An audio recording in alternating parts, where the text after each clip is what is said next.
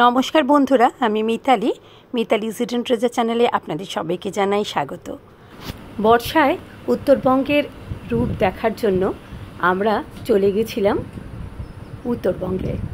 কাঞ্চনকন্যা এক্সপ্রেসে আমরা নিউ মাল জংশনে নেমে চলে এসেছিলাম মূর্তিতে। ওখানে আমাদের বুক করা গরুমারা নেচার্স কটেজে আমরা রয়েছি। আমাদের ড্রাইভার কাম গাইড সাহেব আলী, তার ফোন নাম্বার আমি আগের ভিডিওতে শেয়ার করেছি, এই ভিডিওতেও তার ফোন নাম্বার আমি শেয়ার করে দিচ্ছি। আমরা এসে কটেজে এসে লাঞ্চ সেরে সাহেব আমাদের নিয়ে বেরিয়ে পড়ল কিছু সাইট সিনের জন্য। প্রথমে আমাদের নিয়ে গেল গাছবাড়িতে। গাছবাড়ি ঢোকার আগেই দুদিকে সুবিস্তৃত দুটো চায়ের বাগান, দারুণ সুন্দর দেখতে লাগে এখানে আসলে। দুদিকে চায়ের বাগানের মধ্যিখানে বড় বড় গাছ, সবুজ বর্ষার চা বাগান। তারপর আমরা ঢুকলাম গাছবাড়ির প্রবেশদ্বার দিয়ে। এটি একটি ওয়েস্ট বেঙ্গল গভর্নমেন্টের ফরেস্ট ডিপার্টমেন্টের আন্ডারে এরিয়া। এখানে একটি এলিফ্যান্ট ক্যাম্পও রয়েছে গাছবাড়ি ছাড়াও। সামনের রাস্তা দিয়ে গেলেই এই বাঁ দিকে রয়েছে একটি জুট ইন্ডাস্ট্রি ট্রেনিং সেন্টার। পরে আমরা এখানে ঢুকব। ঢুকেই ডান দিকে রয়েছে গাছবাড়িগুলো এবং বাঁ দিকে রয়েছে, দেখুন দূর থেকে দেখা যাচ্ছে হাতিগুলো। এখানে রয়েছে এলিফ্যান্ট ক্যাম্প, এখানে এলিফ্যান্ট সাফারিও হয়। এখানে থাকার ব্যবস্থাও অনলাইনে বুক করা যায়। দারুণ সুন্দর ভেতরের জায়গাটা। বেশ কয়েকটি গাছবাড়ি রয়েছে এখানে, দেখতেই পাচ্ছেন ডান দিকে। আর এই যে বাঁ দিকে এটি হলো এলিফ্যান্ট ক্যাম্প, এলিফ্যান্ট সাফারিও হয়। এখানে আমরা মোট 4টে হাতি দেখেছিলাম। আমরা এর আগে অনেকবার উত্তরবঙ্গে এসেছি এবং গরুমারায় সাফারিও, জঙ্গল সাফারিও করেছি, কিন্তু সেরম কিছু জীবজন্তু আমরা দেখতে পাইনি।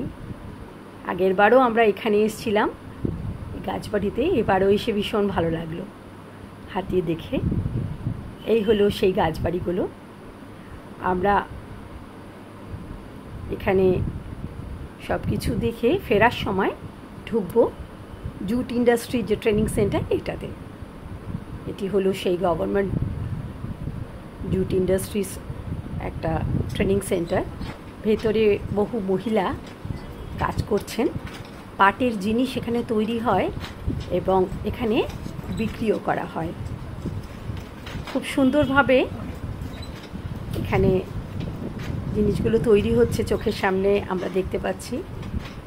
এখানে যিনি ইনস্ট্রাক্টর স্যার রয়েছেন, তিনি আমাদেরকে সুন্দর সুন্দর পাটের তৈরি জিনিস দেখালেন, ব্যাগ, কার্পেট।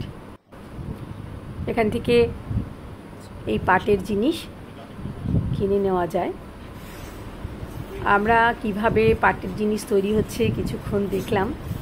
দেখে আমরা এবার পরবর্তী গন্তব্যের দিকে রওনা দিলাম।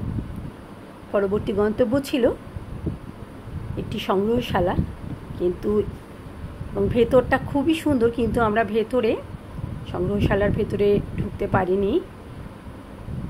বাইরেটা ঘুরে আমরা এগিয়ে চলেছিলাম পরবর্তী গন্তব্যের দিকে। আমাদের ড্রাইভার অ্যান্ড গাইড সাহেব আলী উত্তরবঙ্গকে আমাদের চেনালো নতুনভাবে। ছোট ছোট সুন্দর সুন্দর তথ্য আমাদের জানিয়ে আমাদের ঘোরাটা আরও সুন্দর করে দিয়েছিল।